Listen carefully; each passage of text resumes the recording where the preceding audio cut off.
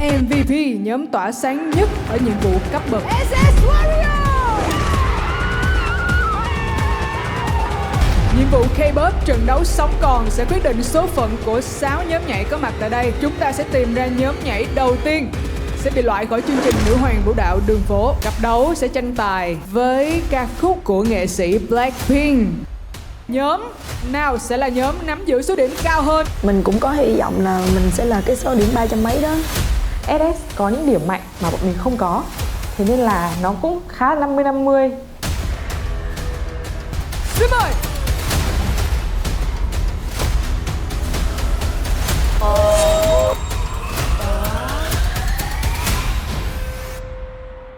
Bây giờ chúng ta hãy cùng nhìn xem nhóm nào sẽ là nhóm nắm giữ số điểm cao hơn nha. Xin mời. Chúc mừng nhóm Oops. Nhóm Oops đã có số điểm của ban giám khảo dành cho mình là 335 điểm, là 70 điểm chênh lệch so với SS Warriors. Quân cũng thắc mắc là không biết là những cái phần mà Oops làm sai á, nó có rất là nhiều luôn, thì không biết là ban giám khảo có trừ điểm bên Úc không, thì thắc mắc cái đó. Có lẽ là quá tiếc cho SS Warrior luôn khi mà sắp xếp một cái bài hát mà cuối cùng mình lại không tận dụng được để mình làm nổi bật các thành viên lên. 깔끔한 면으로 봤을 때는 안정감은 확실히 옵스가 좀 더 있었던 것 같기도 한데 기대를 하면 실망도 따라오는 법이라서 그게 너무 아쉽네요. Đúng là không có đúng động tác, nhưng mà động tác này cũng đẹp nhỏ. Nó đẹp. Vấn đề là nó đẹp đó. Trông sạch hơn đúng không? Ồ. Cái bẻ khớp đấy thì không phải ai cũng chơi được. Mặc dù nhá là Amy không thực hiện được cái thách đấu, cái phần vũ đạo của SS Warrior, nhưng mà nhìn cái kết nó lại đang rất là ổn. Như vậy là chúng ta đã biết tổng điểm từ ban giám khảo đến cho hai nhóm. Chúng ta còn những điểm khác nữa, chúng ta còn điểm bình chọn của khán giả nữa. Đây chưa phải là kết quả cuối cùng, cho nên mọi người hãy vẫn tiếp tục giữ vững tinh thần nha. Mà chúng ta sẽ cùng đến với nhóm Hà Nội Is Girl và Salad. Yeah. Đây là cặp thi đấu trên nền nhạc của Le Seraphim. Tụi em chọn bài nào? Bọn em chọn bài 2. Đâu chị nghe bài đầu chị thấy hợp với nhóm em hơn đó. Tại vì nó nhiều đất diễn. Em không thích diễn, em thích nhảy cơ.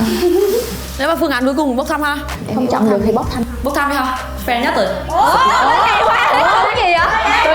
Tụi chị cũng đang giành bài. Chị nhờ tụi em cắt hai cái phiếu này ra, xong bỏ vô cái hộp này. Tụi chị không ai đụng vô đây hết. Wow. Rồi. Số chúng đầu đắt ai đây?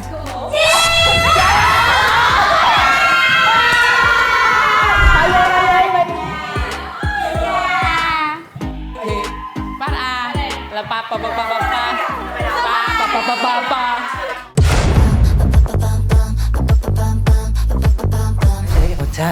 Một cái kiểu Nhanh lắm nha. Chị biết rồi. Tôi xem. Đúng rồi, được mà. Nhầm tay ấy, cái tay kia bị thuận không? Thuận, em vừa thử rồi. Ha. Bây giờ làm xong dừng đấy để xem. Nhảy luôn. Ủa, nhảy luôn mà. Nhảy luôn rồi. Nếu như mà ở ngoài thì bọn em không lướt về. Chứ nó vẫn đi được đấy. Đấy là đang kể thế phải fix lại. Bài biên của Hà Nội Is Girl có nhiều yếu tố về đội hình cũng như là cái phần biên đạo, vũ đạo nó phức tạp hơn và nó nhiều thứ hơn. Hà Nội Is Girl sẽ để những cái động tác sexy này, quyến rũ này và nữ tính trong cái phần biên đạo để có thể làm khó được Salad.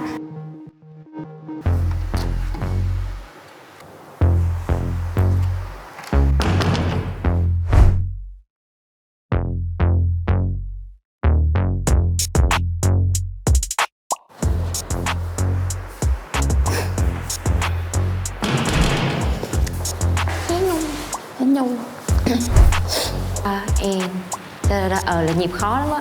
Hôm qua tụi em cũng bị cứng. Đoạn này chắc đổi lại dấu Mai. Thì giờ có 4 người thì là chị đứng trước, ý là vẫn cần hai cái cánh hai bên. Thì là Mai chắc là nó sẽ ở đằng sau đi mấy cái này xuống. Giấu vậy cũng lợi cho bên kia. Cho nên chị mới định thêm đoạn này khó hơn. Nhưng mà giấu thì ý của em là bên mình lợi một người, bên kia cũng sẽ lợi một người. Ý của Đúng em rồi, vậy. thì tại mình thiếu người mà. Chứ không mình làm được cái kia rồi.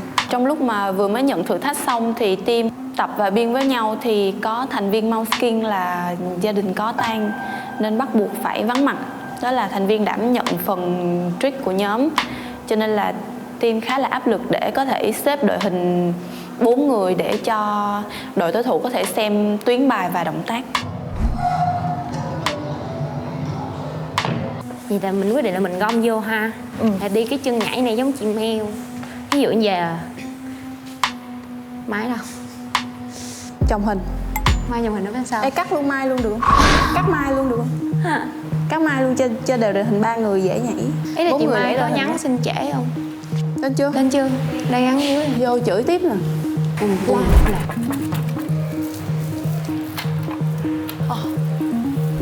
Đây, sao không tắt rồi chị? Hay quá, định cắt em luôn á. Định cắt em luôn á. Không biết tại sao em tới trễ. Mua salon bát gì vậy? Em xin rồi mà. Nhưng mà chị không biết. Hôm qua em nhiều chuyện quá. Về chuyển nhà cái kiểu.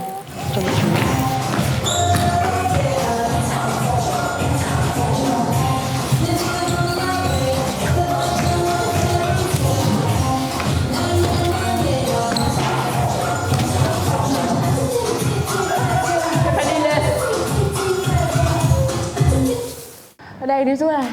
Phải đi vòng lên. Chị cũng phải đi ra. Em đi lên nữa đúng không? Nó bị gom một cục ở đây nè. Em đi không kịp. Nè em rút ở ngoài là ở ngoài cùng. Đó Nè, để muốn em qua đi. Đang không hiểu đội hình đó. Mel ôm hình đi, Mai ôm động tác đi. 5 phút nữa vô tập lại.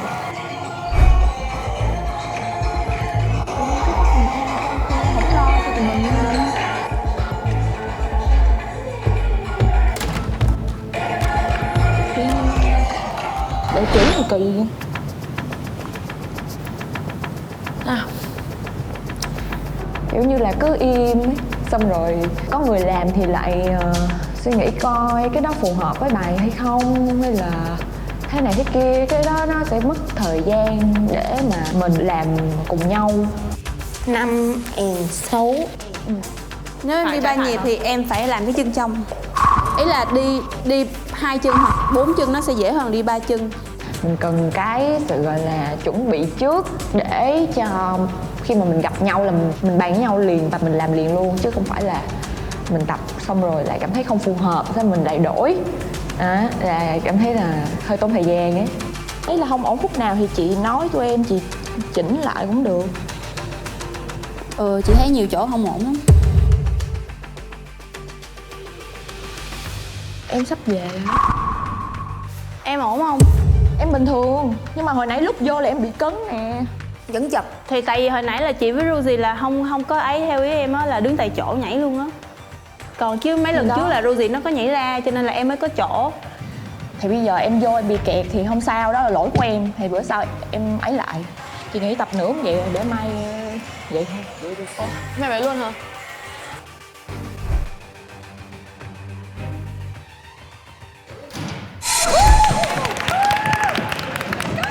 Ôi trời ơi, căng thẳng đấy.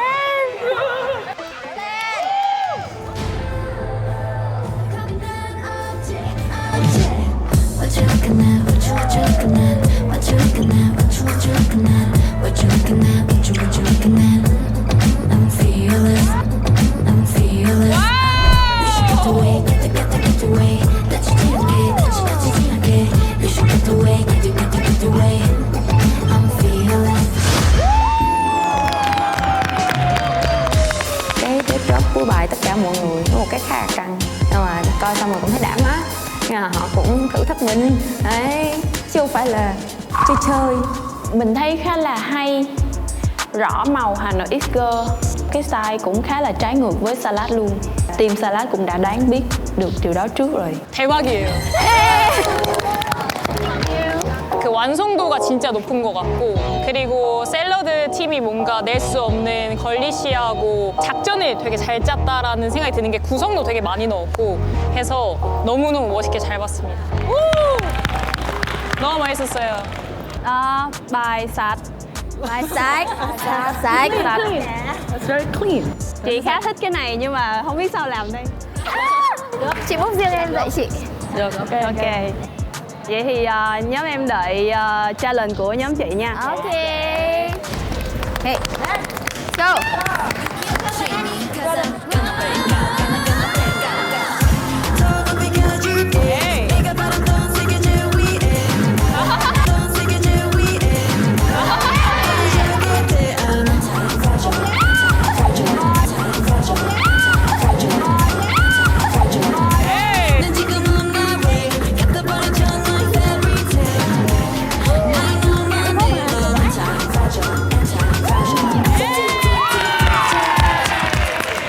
Ui, sao là khó thế? Các chị chơi khó đấy. Dễ như ăn kẹo thôi. Và mình nghĩ là team mình có thể hoàn toàn có thể làm được. 네, 일단 너무너무 멋있었어요. 와. 샐러드랑 하노이 엑스걸스랑 되게 느낌이 완전 다른 팀이 붙은 것 같고 이쪽은 되게 구성이나 아니면 스킬이나 그리고 되게 걸리시한 동작들을 되게 많이 넣은 팀인 것 같고 하노이 엑스걸스는 그 샐러드는 되게 스웨그 있고 저희 팀 베베랑 비슷한 느낌이 되게 많이 나는 것 같아요. 저희 베베 팀도 이 스킬을 했었거든요. 이 스킬이 정말 어렵거든요. 그래서 하노이 엑스걸스도 좀 긴장을 해야 되지 않을까 생각합니다.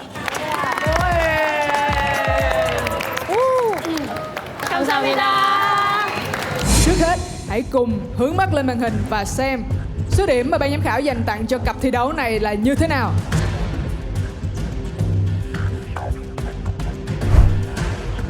Xin mời ạ.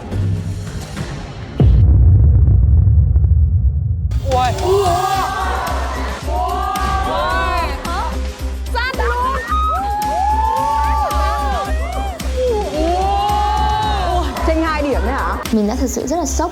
Run lẩy bẩy, chị em nắm tay nhau. Không biết là sao số điểm nó có thể chênh lệch một cách là ngắn như vậy. Salad vẫn không thể tin được là tại sao có số điểm đấy luôn đấy. Kiểu bị bất ngờ, bị kiểu bừng tỉnh liền luôn á. Bất ngờ không nói nên lời luôn. Hay vậy sao? Ui, oh my god. Ghê gì trời, chỉ là đúng 2 điểm. Ôi, ý là giám khảo chấm ý. Thì phải nhìn nhận trong con mắt thì đúng là nó như thế thật mà. Có vẻ kết quả này gây khá là nhiều sự bất ngờ dành tặng cho toàn mọi người chứ. Mọi người cảm thấy như thế nào về số điểm này và sự chênh lệch điểm này? Cái sự chênh lệch điểm này là em bất ngờ lắm luôn đấy. Kiểu em nghĩ nó sẽ là cũng một khoảng cách gì đó, nhưng mà nó chỉ là 2 điểm. Mình gần nhau. Cũng lo đấy. Lo đấy nhờ. Lo đấy nhờ. Cũng hơi lo đấy. Còn Sin Salad thì sao? Nãy giờ thấy em vẫn còn đang bàng hoàng bất ngờ lắm hả? Em bất ngờ lắm thiệt. em chưa tiêu hóa xong luôn. Ai sẽ là chủ nhân của số điểm cao hơn? Trước hết chúng ta hãy cùng đến với màn trình diễn của cả hai nhóm nha. Hãy cùng đến với phần trình diễn của nhóm Hanoi X Girl. Tay phải đi trước. Làm chậm thì làm được rồi nhưng mà nó phải vào nhà quá. Chứ tập từng cái để làm được nên làm chậm lại. 2, 3. Búm. Búm. Búm. Búm. Búm búm. Đây đúng. Cha. Đúng rồi. Thì làm đúng rồi, ý là làm thì làm được, làm chậm thì làm được, nhưng nhầm anh gì không? En trái. Ba rồ. En trái. Cái này là cái vị ấy này, bình thường không ai nhiều cái này hay không á? Bùm. Rồ. Bùm. Đây. Bùm. Đây. Hả? Không, phòng này này. Ủa? Chi tham khảo. Đi tham qua này. Chi tham quan salad. 2, 3. Chân. Bùm. Looking. Vẫn là 2 lần nhỉ? Ủa? Em gãy tay từ nãy đến giờ đấy. Em trái. Đúng rồi. Fragile mà đấy. Đúng rồi. Fragile. Cho em tách lại nữa. Thì là đang ở đây em. Chỉnh lại cho dễ em hơn đó. Yes. Tuyệt vời. Và em đứng 1 tiếng đồng hồ từ nãy. Nhưng mà cái này là cả đội hình đều làm á. Một người ở giữa là làm 2 tay, còn đâu 2 bên là chia mỗi người một tay. Với cái mà chống đầu bún tôm là 2 người làm á. Tại vì chuột về quê cho nên chuột không có ghi Nên hình. là mới là hôm qua diễn là có một mình Rosie làm, nhưng mà cái đó là hai người làm được. Em tập trước luôn đi. Chị chuột đúng không ạ? Chuột, đúng rồi. Một phiên bản đầu tiên mà Salad gửi cho bọn mình thì chỉ có 4 người và chỉ có một mình chị Rosie là làm cái trích đấy, thì mình đã rất là an tâm rồi. Nhưng mà đến khi chị Si nói rằng là động tác này sẽ phải 2 người làm cùng lúc thì lúc đấy gọi là đứng tim. Thật tình cờ một cách bất ngờ là trước khi vào chương trình thì mình cũng đã có luyện tập cái động tác lộn đấy rồi. Nhưng mà cái khó ở đây đó là 2 người cùng phải làm động tác lộn đó. Virginia cũng là một bạn có cái khả năng bật tốt. Bản thân Virginia cũng là một dancer mà có cái khả năng làm một số những cái trick nho nhỏ. Bây giờ mình phải tập cho nó thuần thục để làm nó không thể bị fail được. Ok, không sao cả. Trick nó cũng chỉ là lộ ra đằng trước thôi mà, nó cũng không phải là cái gì khó khăn đối với Hà Nội X Girl ấy. Đấy, làm được. Ok, năng lực của mình thì mình nghĩ là chỉ trong một buổi chiều là mình cũng có thể đảm nhận được cái phần trích đấy một cách an toàn.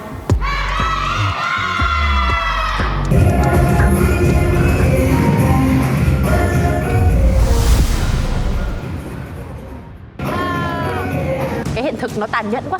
Lúc đấy em thấy là ôi, khi mà trên sàn tập và trên sàn diễn nó là hai cái thái cực rất là khác nhau. Let's go! Let's go!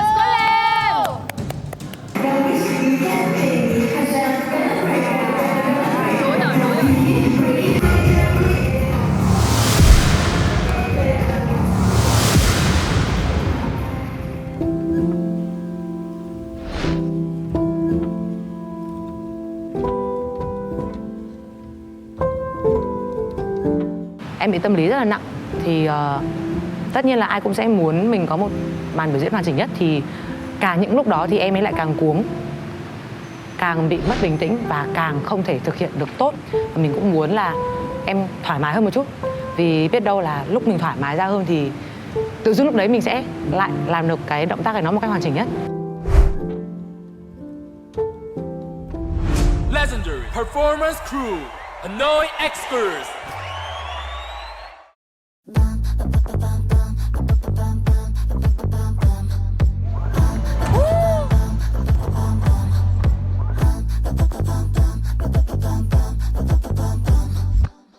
제일 높은 곳에 난 닿기 원해 눈에서 내 answer 내 혈관 속에 날뛰는 new wave 내 거대한 passion 관심 없어 과거에 모두가 알고 있는 거 trouble it I'm fearless I knew you crazy all I got next one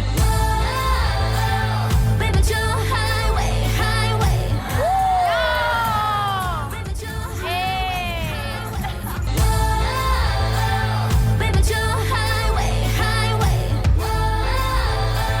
멋진 겨울날에 닿게 내 힘짐도 나의 일부라면 겁이 난 없지 없지 What you looking at what you looking at what you looking at what you looking at what you looking at what you looking at I'm fearless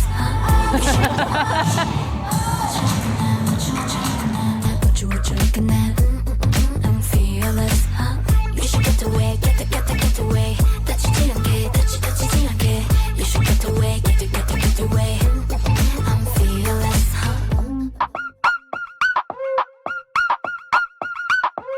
Anti-T-T-T fragile fragile Anti-T-T-T fragile Cái đó hay quá.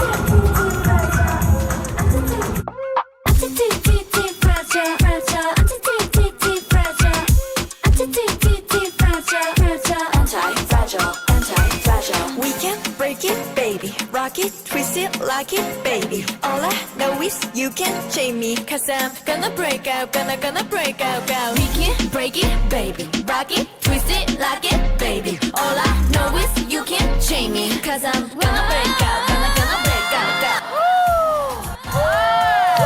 You can chain me. Cause I'm gonna break out, gonna break out. 더 높이 가줄게. 내가 바랬던 세계 제위에. 떨어져도 돼. 내가 바랬던 세계 제위에. 떨어져도 돼. I'm anti-fragile, anti-fragile. 난 지금 없나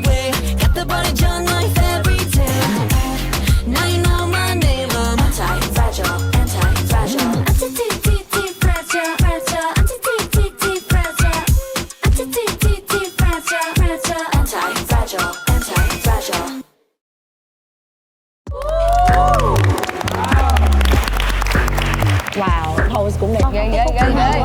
Cái khúc mà quăng nó hay, chị thích đấy, nổi da gà luôn. Xem lại phần trình diễn của mình cảm thấy như thế nào nhóm mình nhỉ?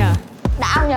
Đã hen. Đối với cái phần biên đạo của Hà Nội X Girl thì mình chắc chắn tự tin rằng là Hà Nội X Girl thể hiện tốt hơn Salad. Mình bị ấn tượng quá là vì nó sạch mà diễn đẹp, ý là bên Hà Nội X Girl xong nhảy cũng đều mà mọi người giữ năng lượng được cho tới kết cơ, còn làm được trick nữa. Về cái phần đạo cụ của bên đấy thì làm có vẻ như không hợp lý, không có được khai thác hiệu quả về cái phần khanh đấy. 하노이 엑스걸스가 확실히 이번에 욕심이 좀 많았던 것 같아요. 굉장히 잘하고 멋있고 실수도 없었지만 뭔가 조금만 덜어냈으면 더 멋있지 않았을까 하는 조금의 아쉬움이 있는 것 같은 느낌을 좀 받았어요, 이번에는.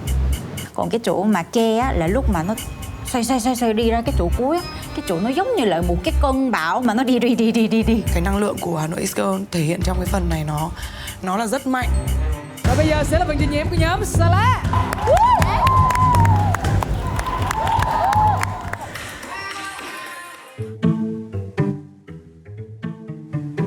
Chị Chuột tới rồi. Wow. Welcome back. Welcome back. Nhận được Momo của em chưa? Mẹ đâu? Ok. Rồi. Nè, N6, N7 qua 8, N1, 2, 3, N4. Ta đà, hất, ta đà, hất. Rosie đang bị xoay tay này ra nè. Ủa chứ không phải mình xoay về hả? Xoay qua cùng một chiều mà. Xoay cùng một chiều mà. Nếu mà xoay cùng một chiều vậy thì cái này nó phải là dày rồi. Chị làm được mà.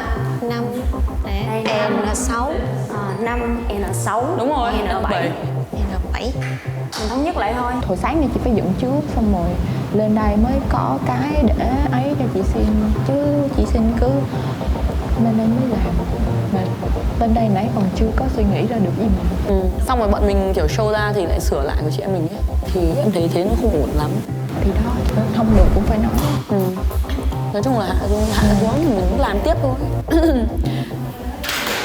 Biên như thế. Nội bộ của chúng mình ấy đang khá là lục đục. Chị Mel và chị Shin là hai người có vẻ như là rất đang khó để có thể kết nối với nhau. Việc vắng mặt của Mouskin cũng góp phần tạo nên áp lực cho những người còn lại. Không giấu thái độ nhưng sẽ không nói gì, mà mọi người sẽ đợi một lúc bình tĩnh hơn mọi người mới ngồi lại nói chuyện với nhau và trao đổi thẳng thắn với nhau. Thì đó là cách team Salad giao tiếp với nhau. Em thì thật sự tụi em không muốn chị cảm giác bị cọc. Ấy là cũng không muốn là buồn chị xin, nhưng mà tại vì cái mặt của em nó hiện rõ cho nên là muốn cái không khí team thì nó sẽ Ok, nhưng mà có em mà, mọi người có em mà. Em luôn ở đây. Nói chung là mọi người như thế thôi, em không sao cả. Phép toán bây giờ là của chúng ta, bây giờ cần giải quyết đó chính là chị xin, chị chỉ được làm như thế với một mình em thôi. Còn em sẽ là cái người đi truyền lại năng lượng cho mọi người.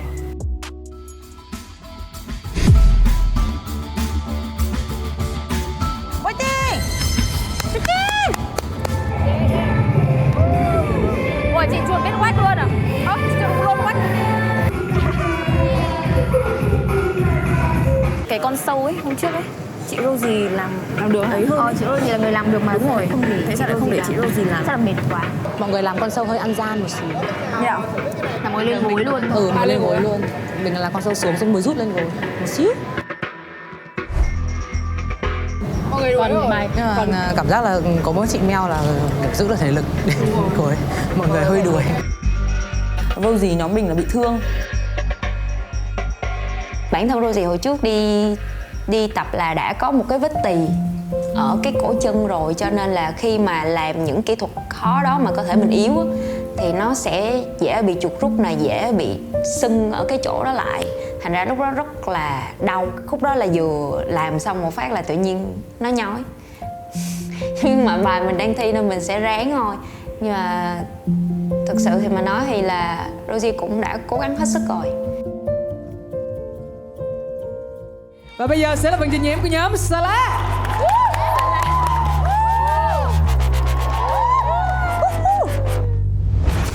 Redefine freshness. Salad.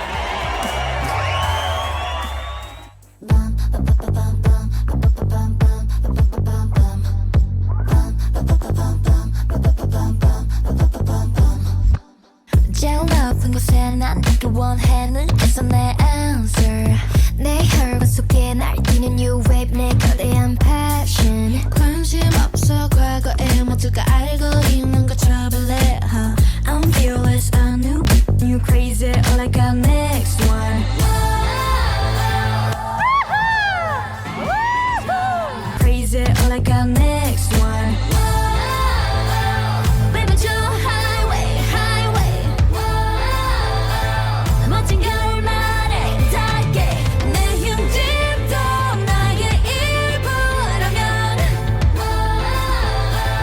겁이 난 없지 없지 What you looking at what you looking at what you looking at what you looking at what you looking at what you looking at I'm fearless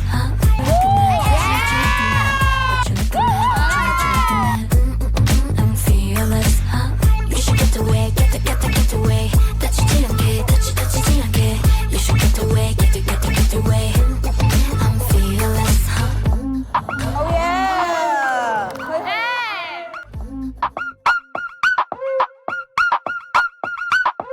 Anti-T-T-T fragile fragile Anti-T-T-T fragile Anti-T-T-T fragile fragile Anti-fragile anti-fragile We can break it baby rock it Fragile anti-fragile We can break it baby rock it twist it like it baby All I know is you can chain me Cause I'm gonna break out gonna break out We can break it baby rock it twist it like it baby All I know is you can chain me Cause I'm gonna break out gonna break out 더 높이 가줄게 내가 바랬던 세계 제위에 떨어져 더 높이 가줄게 내가 바랬던 세계 제위에 떨어져도 돼 I'm anti-fragile anti-fragile 난 지금 on my way gat아버리죠 너의 fairy tale Now you know my name I'm anti-fragile anti-fragile Anti-T-T-T fragile fragile Anti-T-T-T fragile Anti-T-T-T fragile fragile Anti-fragile anti-fragile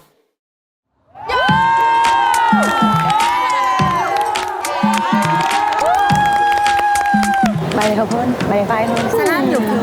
Salad nhiều thứ. Cảm xúc nhóm mình sao à? Là so phép là ngon bổ. Phần sóng tôm của họ làm còn đẹp hơn cả nỗi rơn. Cái cách thể hiện và cái cách dựng của salad trong cái bài nhạc của Les Seraphim hợp lý hơn và mình cảm thấy là nó thu hút mình. Tại sao bài salad lại hay như thế mà mình không nhìn ra trong quãng thời gian vừa rồi nhỉ? Thì mình thích bài salad hơn và mình thấy là cái phần bài sau biên đạo nó hợp vai hơn và mình cũng thích cách diễn của bên salad hơn. 와우스킹님 저런 너무 귀엽지 네, 않아요? 저런 느낌도 그러니까요. 네, 배틀할 때랑 또 굉장히 다른 느낌이 또 네. Cái bài của Salad có vẻ là không nhiều vũ đạo nhưng mà các bạn ấy làm rất lấy gọn, rất là gọn, rất gọn, rất sạch và đội hình di chuyển nhìn trong nó cũng thoáng cái mắt hơn. Hai phần trình diễn vừa rồi rất là bùng nổ. Cảm ơn cả hai nhóm ạ. Chúng ta sẽ cùng đến với phần công bố số điểm. Cho hoa hậu. Ai? Nhóm nào sẽ là chủ sở hữu của số điểm đầu 3 ạ? Xin mời. Với một cái đội là đã được cộng 150 điểm sẵn rồi. Chỉ mong muốn là cố gắng rút ngắn được cái khoảng cách nhiều nhất. Mình bị hoài nghi về chính bản thân mình cũng như là khả năng biên đạo của mình. Có khi nào ngày hôm nay là Hà Nội Express sẽ phải thua Salad. Có khi nào bọn mình sẽ phải đi vào đấu loại. Hà Nội is girl. Hà Nội is girl.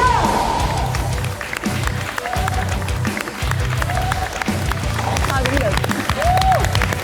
Hơn 2 điểm thôi. Đối với một team mạnh như Hà Nội X Girl thì xin tự thấy đây cũng là một chiến thắng đối với team Salad. Chứng tỏ là Salad cũng mạnh chứ không hề thua kém với Hà Nội X Girl một miếng nào á. Tại vì có thể maybe là ban giám khảo sẽ có một chút chỉ nhỉnh hơn một chút xíu, 2 điểm. Cái khoảng cách 2 điểm đấy nó thật sự là đáng báo động cho team mình. Có khi nào mình đã đưa đội của mình vào thế nguy hiểm hay không? Hà Nội is girl là nhóm đang sở hữu cái số điểm là 301 điểm về cho nhóm của mình và Salad 299 điểm. Một sự chênh lệch không quá xa mà chúng ta còn có những số điểm khác để có thể thay đổi kết quả hiện tại. cho nên tiếp tục trông chờ nha. Bọn em cũng thở phào nhẹ nhõm một chút. Chỉ còn một cặp đấu nữa thôi, đó chính là Soulfire và FED.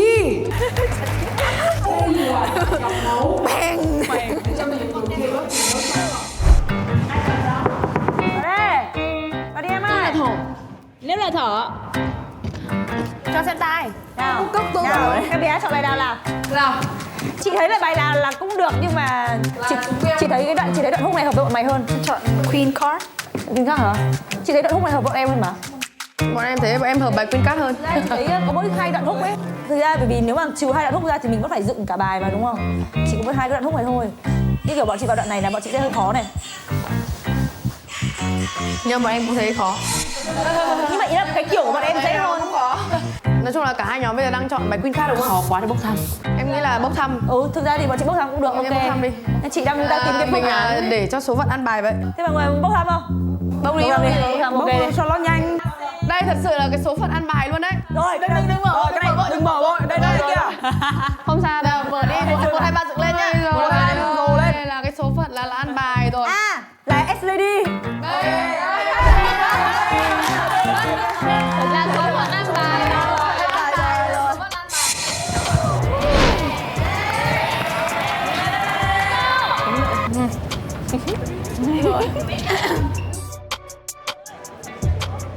Sao chép được cái vũ đạo đấy nó không khó, nhưng mà để mà làm được ra được cái thể loại cái màu đấy thì đấy mới là cái khó. Tạch tạch tạch tạch tạch vào từng tạch. Mình nghĩ là sự liên tục trong động tác, nghĩa là bọn mình không nhả một hơi nào trong phần nhảy này, nó sẽ luôn liên tục đó. Bọn mình tưởng tượng là đang 6 siêu nhân đang nhảy. Hay là vẫn để cho một đứa soạn à? Dùng nhá. Thế thì đi lại từ cái đoạn nào? Đi lại từ cái đoạn hàng ngang đi. Hàng ngang. Tạch tạch tạch tạch tạch. Bùm bùm bùm bùm. Pập đá ta ta ta. Và từng là xuống rồi. Chứ không phải là từng trượt đâu. Chân vào. Nào làm thử nào. 5, 6, 7, 8. Từng. Đúng rồi. Chị muốn em là gập chứ không phải là trượt như thế mà như kiểu cái bầu củi này. 5, 6, 7, 8. Từng. Không, em vẫn bị ở đây không trượt. Có nghĩa là cái nấc cuối cùng của em phải là cái nấc xoạc rồi. Ý là hỏi đâu có làm không đã, không là rủi ro nữa, chấn thương gì làm nào. Chỉ dạy được một phát đúng không? Một phát là bổ phát luôn. Cái thứ ba là bổ luôn. Là dập vịnh. Người bắt thì trượt.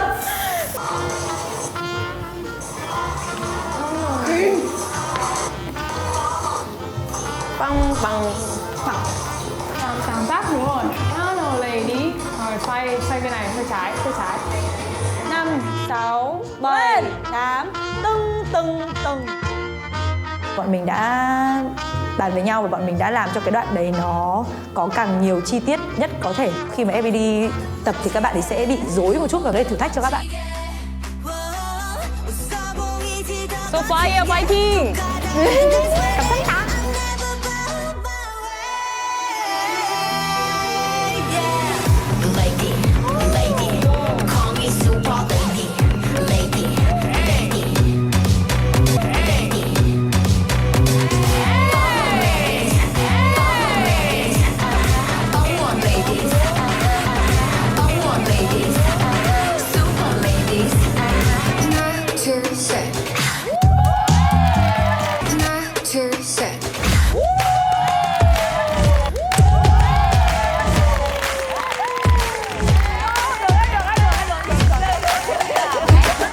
Mình khá là bất ngờ với cái tổ hợp của Soulfire cho bọn mình copy. Mình thấy khá là dễ. Chưa thấy có một cái trick hay là một cái kỹ thuật gì nó khó quá. Hay là cũng không có một cái đoạn nhấn nhạc nào làm mình ấn tượng. Nên là mình nghĩ là bọn mình sẽ dễ dàng để làm được cái đấy thôi. 소파이어는 팀워크가 좀 무기인 것 같아요. 그리고 스킬도 넣었다 보니까 좀 더 FED가 긴장을 좀 하셔야 되지 않나 생각이 듭니다. 너무 잘했어요. Chị Bada nhận xét về cái đội teamwork của nhóm mình mạnh và FED phải dè chừng. Lúc đấy tự dưng mình cũng đứng hình mất vài giây, bởi vì là mình không nghĩ là cái điểm yếu của team mình lại là điểm mạnh. Có nghĩa là team mình phải cố gắng như thế nào thì chị Bada mới có thể nói như thế. Chị Bada đã là người khẳng định lại điều là Soulfire là một nhóm teamwork rất là tốt, và chị có thể thấy được thông qua cái đoạn hook đấy rồi thì chắc chắn là toàn bài mọi người cũng sẽ có thể cảm nhận được cái sự teamwork tốt của Soulfire. Em cảm ơn mọi người đã cho em cái kết này. Nhìn một chút là cũng đã thuộc là 1 và 2 gì đấy đúng không? Từ làm lại 7, 8, 5, 6 ở đây, 6 ở đây. 6 này, xong 7 luôn nhá. 5, 6, 7. Đấy, cái này nó đang chưa khớp này. Trong khi này 7. Vũ đạo của cả bài này thì năm bọn mình vẫn làm cùng nhau, nhưng mà bọn mình sẽ chia mình vẫn là cái người chia khung và để cho mọi người đều được thể hiện cái trí sáng tạo của mọi người. 3, đang làm giống Tô Linh và Cật Chắc này. 4, ok, bây giờ làm giống hàng sữa luôn. 5, nhìn nó thay đổi nhiều ấy. 6, em sẽ phải làm thêm một cái gì đấy nữa. 4 cái. 3 cái cũng được. Cài cắm vào đấy những cái kỹ thuật mà mọi người nhìn có thể là thấy là rất là dễ, nhưng mà khi mà tập thì mọi người sẽ thấy cái sự thử thách. FPD, let's go.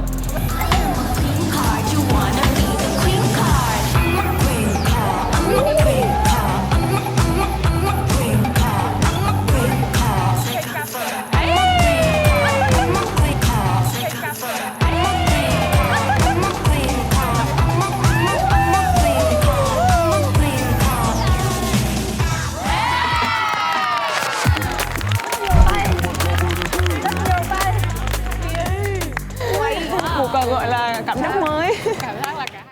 Không biết là các bạn ấy có muốn làm khó nhóm mình không, nhưng mà cái phần của các bạn ấy thì các bạn ấy sử dụng rất nhiều tay và hình. Và kiểu cái kỹ thuật tay đây không chỉ là kiểu mình làm tay bình thường ấy, mà họ cũng sẽ đã cho được vào cái vai của họ nữa, đó là cái sự kiêu ngạo của một người phụ nữ ấy. Có thể sẽ hơi gây khó khăn khi mà mọi người làm, tại vì nhìn vào đội hình sẽ muốn nó đều và sẽ muốn là shape tay của mọi người phải giống nhau. Những cái động tác này của FPD làm rất là đẹp và điệu. Bọn mình thì không được điệu như thế vì cá tính bọn mình còn rất là trẻ con ấy. Mình nghĩ đấy là một cái khó. Còn lại thì không. FPD는 좀 장르적인 부분에서 특징이 되게 많은 것 같아요. 한순간에 따라할 수 있는 장르가 아니기 때문에 그거에 주 무게를 둔 것 같고, 이제 소파이어가 그걸 잘 할 수 있을지 그거에 이제 승부를 둬야 할 것 같은데, 일단 안무는 너무너무 멋있었고 확실히 팀 가였다.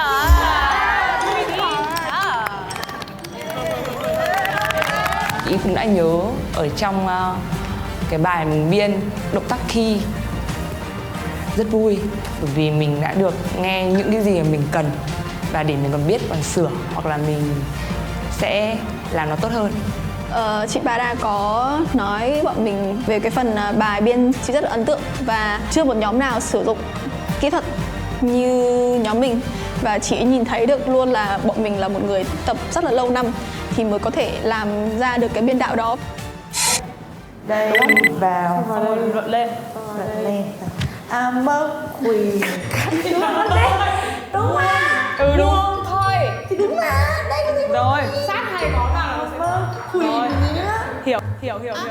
I'm a queen card đấy.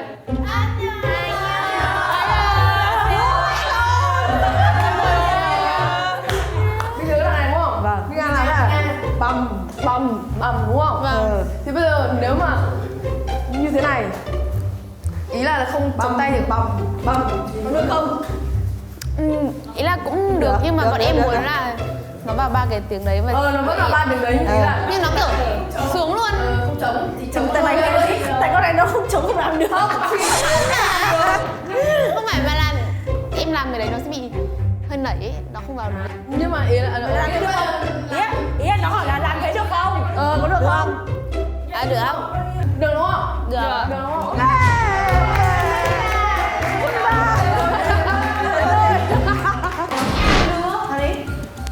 Nó phải nảy lên. Băng. Đấy, không nó vẫn con nghe là vẫn trượt, còn con Linh là nó xuống luôn cơ. Nó đẩy phải trượt. Con mà nó trượt. Thì Linh vẫn trượt mà. Thì không, con đây không sự thật. Gọi là sụp hẳn luôn. Nó gót bum, mày làm gót đi. Làm gót không, nhưng mà cái cuối cùng nó trượt xuống, nó xuống luôn. Chứ nó không có trượt như mày đâu. Nó là kiểu từng đúng như cái ban đầu mình muốn ấy nhau như nhau. Không sao, được mà, sẽ làm được. Làm được không? Đọc biết Mày sợ không? Chị nghĩ là mày làm được nhưng mày sợ ấy. Nhưng đấy không phải là môn của em. Cái gì đó? Em vừa cái gì? Em chọn cái làm thế xong bây giờ này còn em mới sao em? Suy nghĩ trước khi bảo đổ rồi. Nhưng mà trả lời nhanh lắm. Nào 5, 6, 7, 8, pam. Đấy, Ý là em có thể làm được nhưng tự dưng mọi người cứ nói là em không thể làm được. Chứ Nhưng hôm đấy em không làm được. Nhưng hôm đấy em không làm được. Nhưng mà ý là vẫn có thể tập được nhưng không phải là kiểu mọi người nói chứ mọi người có thể mình làm được, mình làm.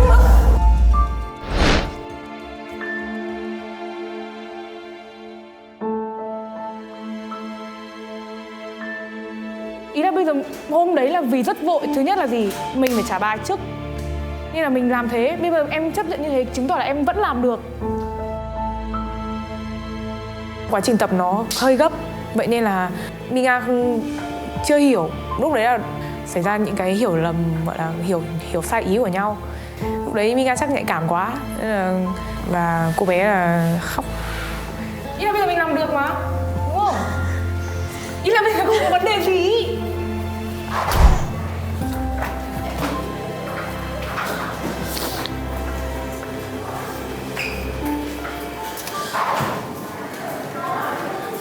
Cái đấy là động tác của em biên, nên là em sẽ là người quyết định cái việc là có nên cho đổi cho mọi người hay không, hoặc là em cũng sẽ hỏi cho mọi người.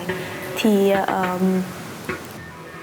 em vẫn ok đồng ý, nhưng mà khi mà em đồng ý thì mọi người cũng bảo là tại sao lại đồng ý như thế. Nếu mà đồng ý như thế thì em phải làm được. Thì lúc đấy em mới kiểu em trong tâm của em thì em ok vẫn làm được, nhưng mà khi mọi người nói như thế thì em bị áp lực ấy. Để gửi vũ đạo cho bên đối thủ thì Minga thực sự hôm đấy Minga không quá tập trung, bởi vì thực tế như mình nói là kỹ thuật của Minga hoàn toàn có thể làm được, nhưng bởi vì bạn ấy đang mất tập trung, hoặc là có thể hôm đấy là bạn ấy hơi mệt mỏi hay như nào ấy, thế nên là bạn ấy đã không cố làm cái đó mà bạn ấy lại chọn một cái phương án dễ hơn. Tính chị Mỹ Anh là một người rất thẳng thắn, nên là nhiều khi chị Mỹ Anh sẽ nói những câu mà là chị sẽ không nghĩ là người khác sẽ bị buồn vì cái điều đấy. Đâu rồi?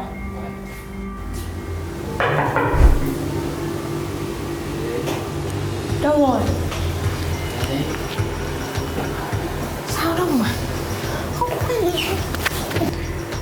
Mày không biết là mày soạt được thì mẹ đã cứu cả đội rồi không? Kể cả em không làm được đi. Tại sao lại nói là em không làm được trước mặt mọi người, chứ không phải là em không làm được đâu. Thế giờ mày phải muốn làm thế nào bây giờ? Thì ta đóng cửa và bảo nhau chứ sao? Sợ không? Bây giờ mày nói thật với chị, không phải là mày cũng sợ đau đúng không? Không, mà khi mà chị làm cái này nó quá nhiều lần chị này bị Biết rồi, chị biết mà. Thì chị lúc đấy chị đã giải thích với cả mọi người lúc đấy rồi là đừng bắt mày làm nhiều rồi. Mỹ Anh thì bộc bạch, tính để tâm để bụng làm gì. Bây giờ mình nói luôn quan điểm là lúc tập có thể em làm không hết bởi vì em sợ đau. Em chỉ làm một lần duy nhất thôi, đấy là lúc diễn. Mệt quá. Mình cố gắng một tí. Thế bây giờ vào trong kia cầm điện thoại nhắn tin. Không có ghi này không nhà. Thì mình hỏi Bống là có chuyện gì xảy ra đấy, thì Bống bảo là thôi nó xúc động thôi mà, kệ đi. Đấy, thì lúc đấy Bống mà kệ đi thì mình cũng kiểu thôi hay cứ để cho Minga bình tĩnh lại một chút.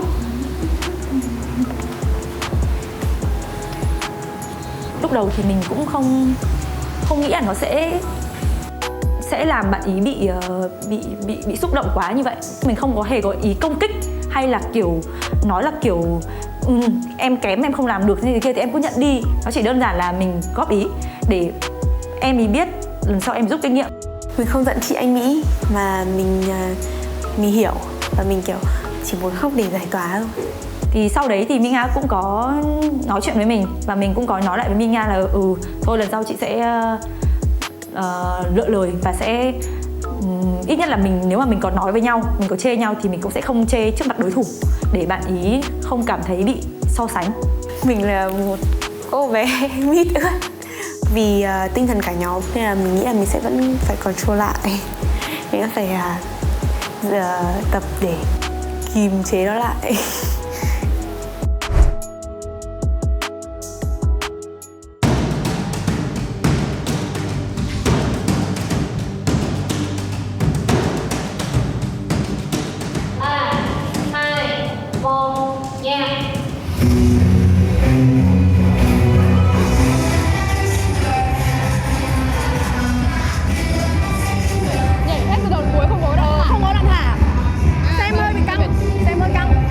Cái mình nhìn thấy rõ nhất ở điểm yếu của SoFi đó là thể lực. Khi mà xem các bạn nhảy ở lần 1 mình cảm thấy bài này rất là ok, rất là hay, nhưng mà khi mà sang đến lần thứ 2 là nhìn rõ được luôn thể lực của các bạn ấy đã giảm xuống. Trước hết chúng ta hãy cùng xem ban giám khảo đã cho số điểm chênh lệch giữa hai nhóm như thế nào nha. Xin mời ạ.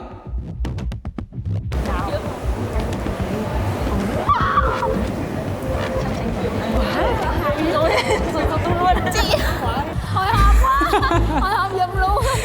Hồi hộp không em ạ? Cái số điểm của mình không? Nói chung là cũng hồi hộp ạ. Cũng có tí nha. Hồi hộp thế thì mình muốn biết điểm ngay bây giờ luôn không? Có. Đâu phải muốn là được đâu em.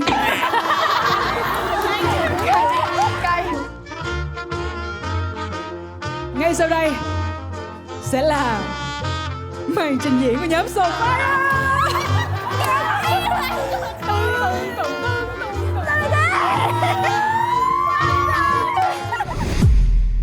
Burn all the way.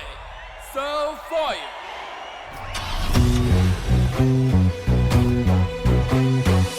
I'm a top super lady.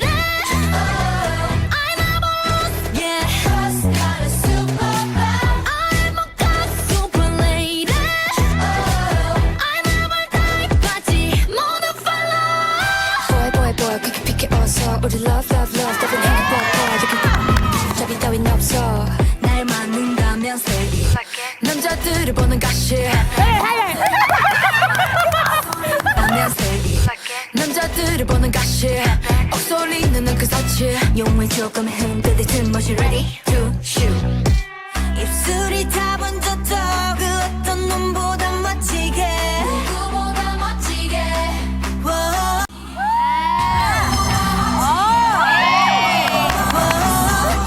보이지 더 거칠게 또 가다해 that's my name I never bow my way lady call me super lady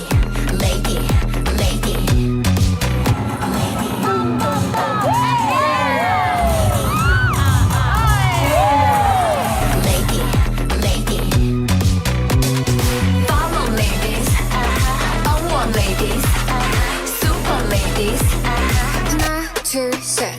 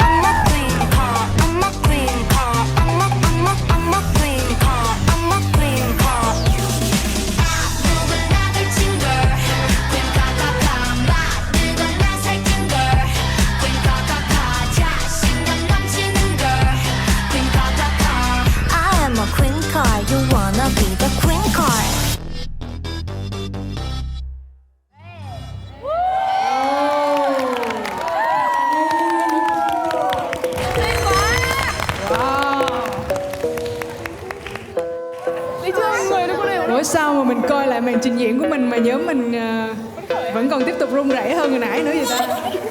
Bình thường thì bọn mình có xem MV ở trên điện thoại, máy tính thì nó cũng bình thường thôi, nhưng mà hôm nay lên trên màn hình to xem thì cảm giác nó bị choáng ngợp hơn âm thanh to hơn, xong kiểu thấy reaction của mọi người nữa.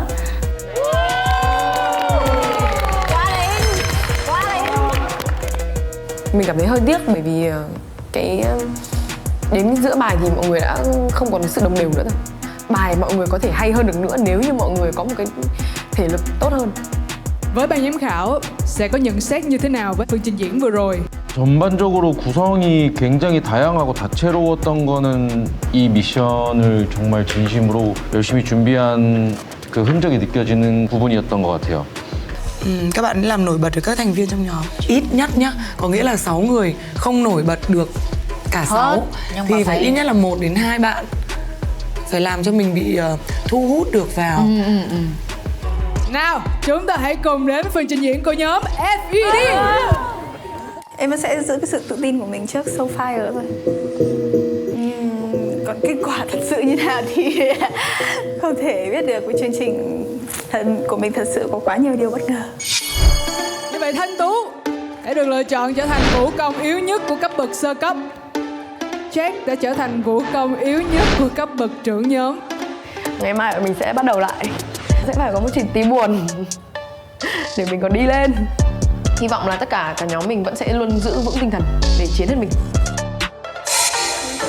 Đúng rồi, để vào Tú lên đi. Xong bọn mình dìm cái tay xuống này. Đang nghe đúng không? Xong ta mày xuống. Lên, xuống hiểu không? Sóng ấy. Rồi, 2, 3. Xuống. Ý là cái này xuống thì cái này phải lên. Thế thì bọn mình không có tay nữa. Để cái tay đây, thấp. Đây. Ta mày thấp xuống trước. Hai người cao. Lên, xuống. Hiểu không? Không. Sóng đây. Thế mày phải sóng từ bên kia sang. Sóng từ tay này chứ. Sao lại sóng từ dưới không phải sóng ngang mà là sóng lên. Người, sóng người thì cứ thử đi. Nhún cao thấp thôi. Mày đang cao. Thì là mình là thấp trước. Đi trước. Đây là tao lên này, xong mày xuống lên. 2, 3. Lên. Bọn mình phải nhún xuống trước. Mày phải hơi nhún xuống. Tao làm cùng mày đúng không? Nhưng mà sau một tí. Xong rồi Tú là nhịp 2, còn hai người này cùng nhau. 2, 3. Đấy như này, đấy. Thì là tay này đấy làm gì? Thử lại rồi à? Mồm to mày. Nào lại. Mỗi lần chết của cuộc cãi nhau là cứ để cãi nhau xong là xong. Và hóa giải là bằng một nụ cười. Rồi, cô xuống này, đến đây. Ôi thế. Cái rồi. Giờ đến đấy. Thôi là bởi vì sao? Bởi vì người ta nhảy gọi là mới ra mồ hôi. Rất hôi luôn. Mày muốn gì nữa? Mấy giờ rồi không? Luôn luôn là như vậy, luôn luôn là tranh luận và luôn luôn là ầm ĩ hết lên.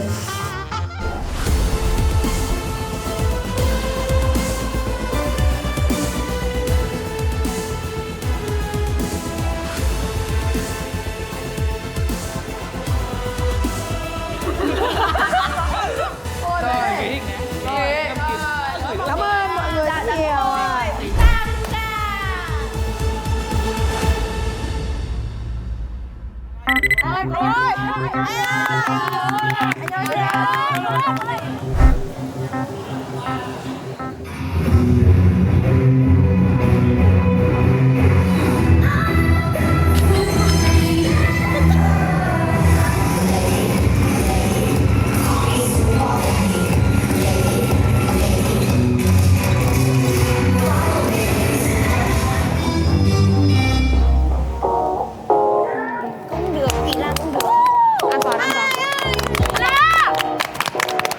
Nhưng mà những bạn nào chung thì đều hơn. Đều á. Nhìn đều nhá.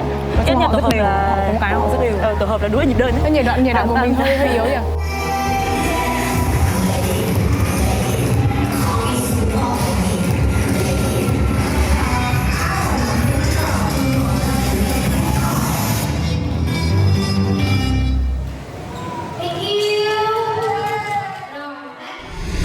Girl Crush representative, FED.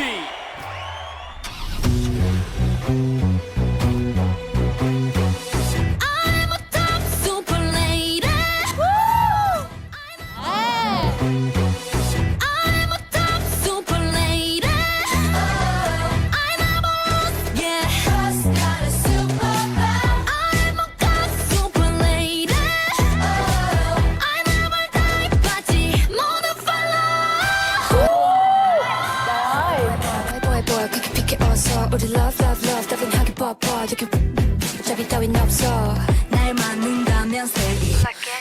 눈들을 보는 가시 옥소리는 그 사치 용을 조금 흔들릴 듯 멋이 ready to shoot 멋이 ready to shoot 입술이 답은 듯한 그 어떤 놈보다 멋지게 누구보다 멋지게 웃어 보이지 더 거칠게 또 가다 해 that's my name I never bow my way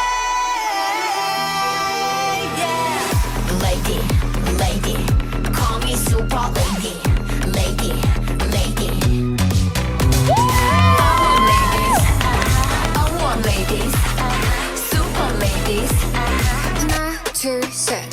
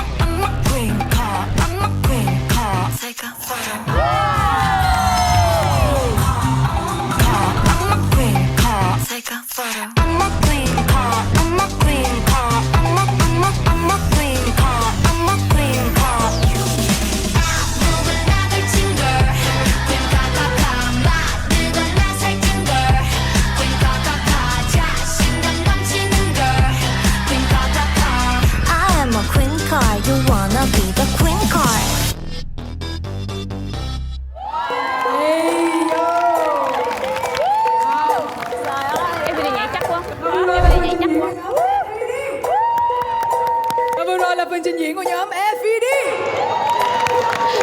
Bên Sapphire có vẻ khá khoảng lặng. Khoảng lặng một chút. Với ban giám khảo sẽ có nhận xét như thế nào? Trời ơi, chị yêu mấy em. Nhìn siêu Tây. Cái move của họ cũng rất là Tây, cho nên cái cảm giác nó không phải là, nhìn nó rất là thoáng cái con mắt của mình á. Nó nhìn nó rất là đã thật sự. Cái bài của FED làm này thì thấy là nó có điểm nghỉ, có điểm thở, có động tác đều, có solo, tất cả mọi thứ nó đều vừa vặn.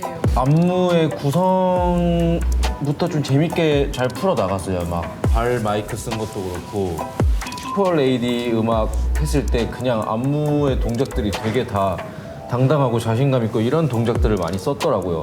그래서 진짜 약간 슈퍼레이디 같은 안무를 FED가 굉장히 잘 짠 것 같고 저는.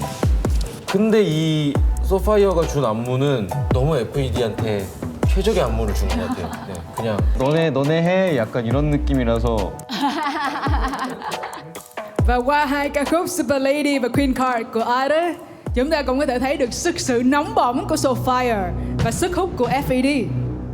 Và dĩ nhiên rồi, chúng ta hãy cùng đến với phần công bố điểm của ban giám khảo dành cho cặp thi đấu này sẽ được tiết lộ ngay bây giờ. Xin mời ạ.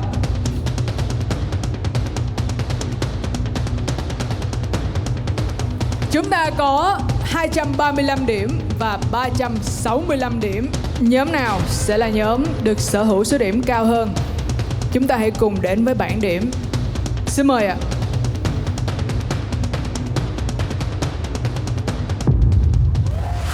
Xin chúc mừng FED với số điểm là 365 điểm và nhóm Soulfire có số điểm đến từ ban giám khảo là 235 điểm. 전반적으로 소파이어 팀 같은 경우는 박자감을 다 짧게 치니까 급한 느낌이 들었고 FED는 끝내고 잘 넘어가고 끝내고 잘 넘어가고 이게 계속 반복되다 보니까 훨씬 더 깔끔했고 여유로워 보이고 그 차이가 굉장히 컸었던 것 같아요, 이 미션에서. Nghĩa là các bạn ấy không bỏ chừa một beat nào luôn. Bất kể một cái tuti nào cũng vào luôn. Giỏi quá. Hay. Cho là FED làm bài này là ưng ý quá chị ơi. Quá ưng ý luôn, thiệt chứ. Khi mà cái điểm ban giám khảo được công bố thì mình cũng hơi sốc nhiều tí. Tại vì ý là mình không nghĩ là team của mình sẽ đứng hạng bét luôn. Cái số điểm mà ban giám khảo cho nhóm mình là thấp nhất trong tất cả 6 nhóm. Và điểm số ban giám khảo dành cho 6 nhóm đã đều được tiết lộ. Hiện tại chúng ta đang có kết quả như sau.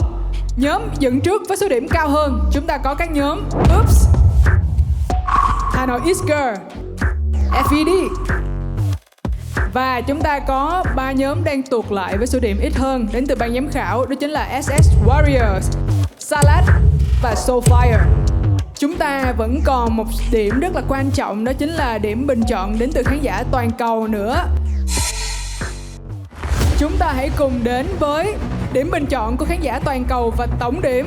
Hai yếu tố quyết định số phận của mỗi nhóm sẽ được tiết lộ. Và ở bảng đấu Blackpink, chúng ta hãy cùng xem kết quả chung cuộc giữa nhóm OOPS và SS Warriors. Xin mời ạ.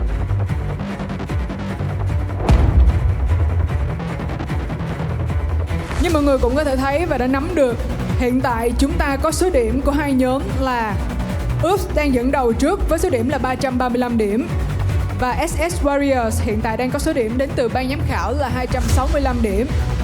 Trong cấp bậc trưởng nhóm, Đỗ Linh đã mang thành công về vũ công nhảy chính và cộng về cho nhóm của mình là 100 điểm cộng. Tuy nhiên, Hiểu Khánh và Thảo Bé, vũ công yếu nhất của nhóm ở cấp bậc trung cấp.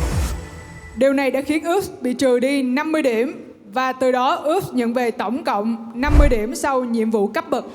Tại nhiệm vụ cấp bậc, nhóm SS Warriors đã không nhận được điểm cộng hay trừ nào. Vì vậy, mọi người sẽ vẫn giữ nguyên với số điểm hiện tại. Với số điểm hiện tại, OOPS sẽ đang dẫn trước SS Warriors là 120 điểm. Quân ơi, em nghĩ so với cái lúc mà thêm số điểm bình chọn đến từ khán giả toàn cầu, mình có thể lật ngược tình thế hiện tại không? Tụi em sẵn sàng rồi. Sẵn sàng cho điều gì ạ? Không được thì battle thôi. Tụi em là dân battle mà. Không được thì battle thôi. Còn Linh ơi, cảm thấy mình tự tin ăn chắc chưa, hay là số điểm bình chọn đến từ khán giả sẽ có thể thay đổi tình thế này? Em có lo lắng điều đấy không?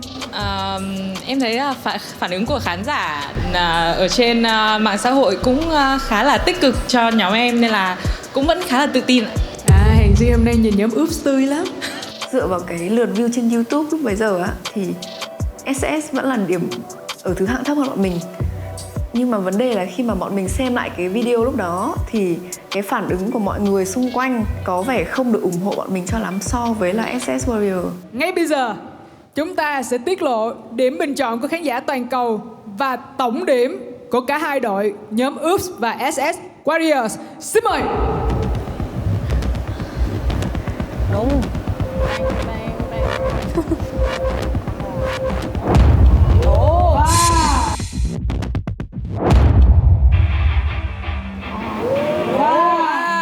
Chúng ta đã có tổng điểm ở nhiệm vụ K-pop trận nóng sống còn này. Xin chúc mừng nhóm OOPS đã dẫn trước với tổng điểm là 835 điểm và nhóm SS Warriors lấy về cho mình số điểm là 665 điểm. Và điểm bình chọn của khán giả toàn cầu dựa trên lượt thích và lượt xem như sau. Nhóm OOPS đạt được 67.381 lượt xem và 3.960 lượt thích. Nhóm SS Warriors đã đạt được 40.744 lượt xem và 1.981 lượt thích. Hiện tại thì nhóm đã gần như thoát khỏi nguy cơ bị loại. Cảm xúc của Linh nói riêng và của cả nhóm như thế nào? Bọn em nghĩ là có thể đây sẽ là lần cuối cùng mình được thực hiện một cái mission ở trong chương trình, nên là bọn em đã cố gắng hết sức. Và ngoài cái việc đấy ra, bọn em còn có những cái sự may mắn và sự ủng hộ đến từ tất cả các khán giả nữa. Thì bọn em rất là cảm ơn các khán giả và cũng như là sự ủng hộ của mọi người. Úc có thêm một cơ hội nữa để có thể tiến sâu hơn trong chương trình thì chắc chắn bọn em sẽ cố gắng hoàn thiện bản thân và thể hiện được những cái điều tốt nhất. Xin cảm ơn ạ. Cảm ơn Đỗ Linh và chúc mừng cho nhóm OOPS nha. Và Quân ơi, với cái số điểm mình chọn như vậy, cảm thấy mình không hợp lý ở điểm nào không? Lúc mình chọn OOPS là mình biết OOPS có rất nhiều fan lắm. Thấy 50 điểm thì không vấn đề gì hết. Nhưng mà còn về chuyện battle thì tụi mình đã rất sẵn sàng rồi từ trước khi có kết quả này. Mọi người cũng đã dự tính trước là mọi người sẽ vào vòng nguy hiểm rồi, thì mọi người cũng đã chuẩn bị tinh thần rồi. Cũng chỉ mong là mình không phải là bét bảng ở cái mission này thôi. Và ngay bây giờ chúng ta hãy cùng đến với cặp đấu tiếp theo. Đây sẽ là kết quả chung cuộc của nhóm nhạc Le Seraphim. Hãy cùng xem kết quả của nhóm Hà Nội X-Girl và Salad. Xin mời bảng điểm ạ. Bảng điểm hiện tại cái sự chênh lệch không quá cao. Giữa Hà Nội X-Girl và Salad chỉ cách nhau 2 điểm. Cấp bậc trung cấp và cấp bậc sơ cấp. Kike và Virginia đã hoạt động sôi nổi trong vai trò vũ công nhảy chính và mang về 200 điểm cộng cho nhóm của mình. Tuy nhiên, màn thua của Chloe trong trận đấu vũ công yếu nhất ở cấp bậc phó nhóm đã làm nhóm bị trừ đi 50 điểm. Như vậy, Hà Nội X-Girl đã được thêm tổng cộng 150 điểm ở nhiệm vụ cấp bậc. Chúc mừng nhóm. Và với nhóm Salad ở nhiệm vụ cấp bậc thì nhóm không được cộng hoặc bất kỳ điểm trừ nào. Cho nên chúng ta vẫn bảo toàn số điểm đến từ ban giám khảo là 299 điểm. Hà Nội X-Girl có 150 điểm cộng là một cái ưu thế rất là lớn trong cái vòng lần này, bởi vì là các điểm số nó đang rất là sát sao nhau, nên là chỉ cần cái điểm cộng như thế thôi là có thể lật ngược được hoàn toàn cái tình thế lúc bấy giờ. Và kết quả bình chọn của khán giả toàn cầu sẽ có thể thu hẹp khoảng cách này không, hay lại nới rộng nó ra hơn? Salad nghĩ sao ạ? Sao cũng được. Rất là tự tin bài của nhóm mình. Tại vì cái phong cách lẫn cả cái style và tất cả mọi thứ điểm nhấn nhá kiểu mà mong muốn của mọi người trong team á, đều đã push hết vào đó rồi. Nên là vẫn muốn được giành cái phần cao điểm hơn. Chúng tôi xin được tiết lộ điểm bình chọn của khán giả toàn cầu và tổng điểm của cả hai nhóm Hà Nội X-Girl và Salad. Xin mời bảng điểm ạ.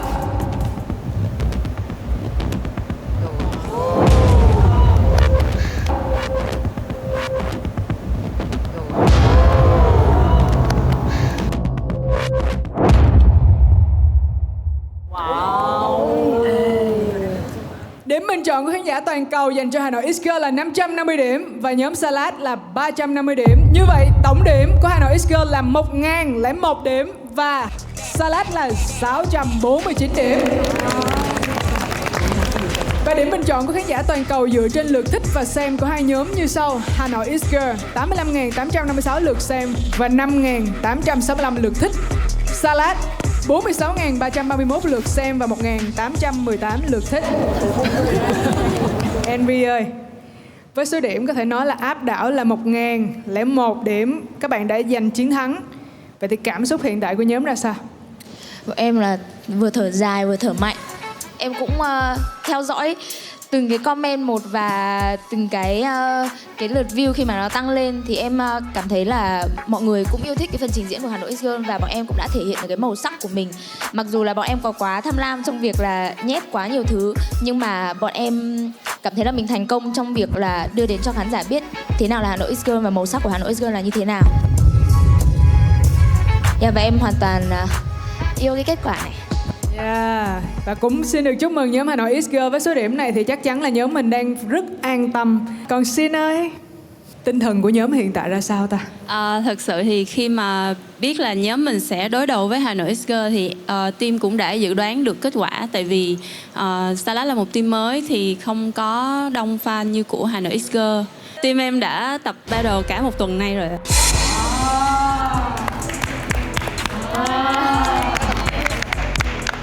Không chỉ vì là chuẩn bị tinh thần không mà mình chuẩn bị luôn cả thể lực và chiến thuật luôn rồi. Chloe cảm thấy rất là tự hào với các đồng đội của Chloe. Thì mọi người đã rất là cố gắng và rất là tuyệt vời. Em cảm thấy là rất là vui và tự hào vì bản thân mình đã góp được một phần công sức nhỏ bé của mình cho tổng điểm của cả nhóm. Hà Nội X-Girl đã có lợi thế về phần 150 điểm của vòng cấp bậc rồi. Mình cũng đã biết trước được nên là mình chỉ nghĩ theo hướng là thôi bây giờ phải tính làm sao để vô battle thôi, chứ mình không có nghĩ tới cái hướng kia nữa, không có để ý tới kết quả luôn. Chúng ta hãy cùng đến với cặp đấu cuối cùng, cặp đấu ở bảng nhóm Idol. Hãy cùng xem kết quả chung cuộc của nhóm Soulfire và FED. Xin mời bảng điểm.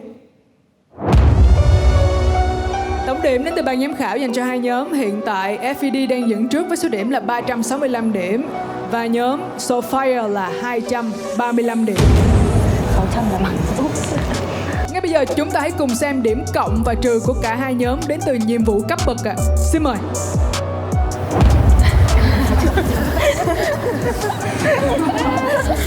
Với FED trong nhóm cấp bậc phó nhóm, Cộ đã trở thành vũ công nhảy chính và mang về 100 điểm cộng. Tuy nhiên Jack và Thanh Tú mỗi người lại mang về 50 điểm trừ. Cho nên là hiện tại nhóm FED bị trừ tổng cộng 100 điểm. Như vậy là nhóm sẽ quay về con số 0 tròn chỉnh. Và nhóm Soulfire cũng vậy, sẽ không mang về điểm cộng và trừ ở nhiệm vụ cấp bậc này. Cho nên số điểm hiện tại FED vẫn đang dẫn trước Soulfire là 130 điểm. Chúng ta hãy cùng đến với số điểm bình chọn của khán giả toàn cầu để xem cái sự chênh lệch này có thay đổi không nha.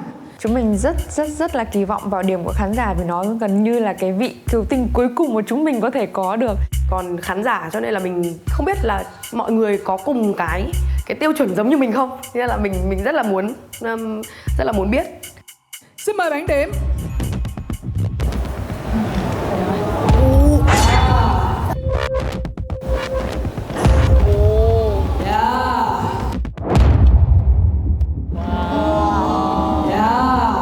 Điểm bình chọn của khán giả toàn cầu dành cho nhóm FED là 600 và dành cho nhóm Soulfire là 500 điểm. Như vậy tổng điểm của nhóm FED là 965 điểm và Soulfire là 735 điểm. Soulfire đã đạt được 67.494 lượt xem và 5.220 lượt thích. Nhóm FED đã mang về 100.038 lượt xem và 10.167 lượt thích. Xin chúc mừng. Dã man. Mọi người, nhóm FED đã nhận được một cái sự ủng hộ rất lớn đến từ các bạn khán giả. Sướng. Ngày nào là mình cũng sẽ dành một cái khoảng thời gian nhất định để mình ngồi đọc comment từ đầu đến cuối. Nhận được những cái comment tích cực, phản hồi tích cực của mọi người thì đúng là rất là chịu sướng. Không phải là một bài quá xuất sắc đối với mình, nhưng mà các bạn ấy đã làm tốt được những cái mà người xem mong đợi và ban giám khảo mong đợi ở cái vòng này. Cái sự perform, cái sự sạch sẽ trong bài, cái sự chuẩn chỉ thì mình nghĩ là các bạn ấy đã đạt được 99% những cái tiêu chí đó. Cái vòng này FED xứng đáng để giành được cái ngôi vị là điểm cao nhất. FED có hai chị chắc cộ là những người trong nghề cũng đã rất là lâu năm, có độ nhận diện khá là cao. Vậy nên là chỉ riêng hai chị chắc và chị cộ thôi là cũng đã có thể kéo được phần lớn lượng khán giả thu hút hơn vào trong bài trình diễn của FED. Mình giành một sự chiến thắng ở trận đấu sống còn nảy lửa này rồi thì cảm nghĩ hiện tại của nhóm mình như thế nào? Cả nhóm em đều cảm thấy rất là biết ơn cái tình cảm của mọi người dành cho bọn em, tình cảm của khán giả và tất cả những người đã ủng hộ. Thật sự là chưa bao giờ bọn em được có một cái clip nhảy mà được đón nhận nhiều như thế. Bọn em cảm thấy rất là trân trọng. Cảm ơn Jake. Cũng chúc mừng cho các bạn. Hiện tại nhóm Soulfire đã nằm trong top là nhóm có nguy cơ bị loại. Không biết là cái tinh thần của mình để mình bước vào cái vòng mà sắp tới đây giữa các nhóm có nguy cơ bị loại thì như thế nào ta? Như mình nói thì mình không run lắm. Chắc chưa? Nên là kiểu gì là mình cũng chiến. Như vậy là chúng ta đã nắm được hết tất cả kết quả của nhiệm vụ K-pop trận đấu sống còn. Và chúng ta cũng đã tìm ra 3 đội thua vì có số điểm thấp hơn so với đối thủ thi đấu cùng bảng, đó chính là nhóm SS Warriors, Salad and Soulfire. Và đây cũng sẽ là chính là 3 nhóm đang phải đối mặt với nguy cơ bị loại. Và trong 3 nhóm này sẽ chỉ có 2 nhóm đấu với nhau, quyết định xem nhóm nào sẽ là nhóm bị loại đầu tiên ở Nữ Hoàng Vũ Đạo Đường Phố. Nhóm phải bước thẳng vào trận đấu loại này, đó chính là nhóm có tổng điểm thấp nhất trong nhiệm vụ K-pop trận đấu sống còn.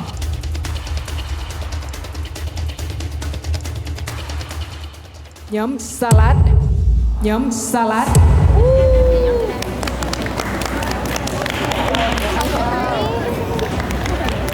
Thay đổi gì không mà sao bất ngờ vậy ta? Trận battle này, cho dù có battle với ai đi chăng nữa thì Salad vẫn phải luôn xinh đẹp trên sân khấu, đúng không ạ? Vì sân khấu luôn luôn là một cái gì đấy là đích đến của bọn em. Cho nên là sân khấu, tất cả cho dù ở đâu, đấu với ai hay là làm bất cứ một cái gì, bọn em luôn luôn coi sân khấu là một cái cơ hội để bọn em tỏa sáng. Cũng cảm ơn tất cả mọi người đã đón nhận. Được chị em là Salad, không chỉ Salad mà còn là Savage Lady. Savage Lady. Cố gắng lên nha. Hay quá. Nhóm còn lại sẽ phải tham gia vào trận đấu này cùng với nhóm Salad sẽ là nhóm nào đây? Hanoi Is Girl. Let's go. Hả? Đấu. Các em là nhóm đã đạt được số điểm cao nhất ở nhiệm vụ vừa rồi, cho nên Gil trao cho trưởng nhóm của Hà Nội Is Girl quyền trực tiếp quyết định lựa chọn nhóm nào sẽ tiến vào trận đấu cùng với Salad ở trong 2 nhóm còn lại.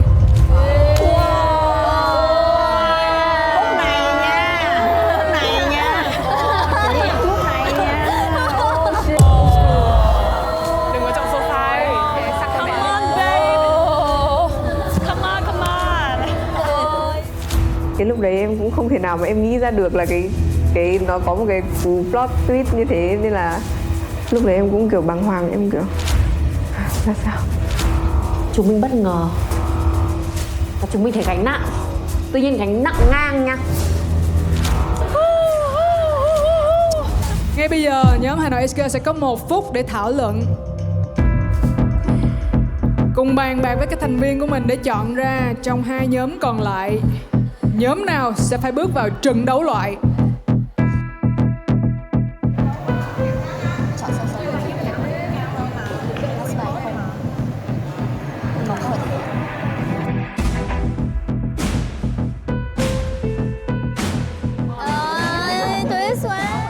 SS Warrior và Soulfire đều là 2 đội battle rất là mạnh, nên là mình phân vân để phải đưa ra một cái chiến thuật nào cho nó đúng đắn nhất. Bởi vì thực ra thì Salad là một team battle crew không có được mạnh cho lắm, nên là cái phần trăm mà Salad có thể thắng nó đã rất là ít rồi. Thì cái câu chuyện bây giờ mình sẽ phải xử lý sao cho mình sẽ phải đem đến một cái màn battle gì đấy thật là hay. Hiện tại đặc quyền và cũng là nhiệm vụ của trưởng nhóm Hà Nội SK là sẽ đưa ra sự lựa chọn giữa 2 nhóm Soulfire và SS Warriors. Nhóm nào sẽ bước vào trận đấu loại cùng với nhóm Salad? Em đã có cái kết quả của mình và em cũng đã thảo luận với các thành viên của em rồi.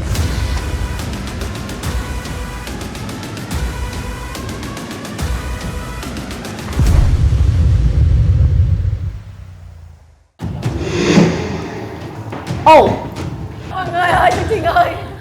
Bây giờ Gil xin công bố nhiệm vụ tiếp theo dành tặng cho các bạn. Đó chính là nhiệm vụ siêu đội hình. Đến rồi. Hay em làm hẳn động tác khác đi. Khách làm thế mà. Không có cái khác nữa. Ý chị là cái lúc mà em xuống thì em có thể nhanh hơn được không? Không. Chị hôm qua chị không đi nên chị không hiểu ấy. Để úp vào Xong là ngửa. Ngửa. Úp. Phương người úp ấy. Úp. Duyên thuyên. Cái đoạn mà chạy 4 bước vẫn về sâu được nữa mà. Về sâu nữa nó cứ bị lệch ấy. Lệch đâu? Lệch mà.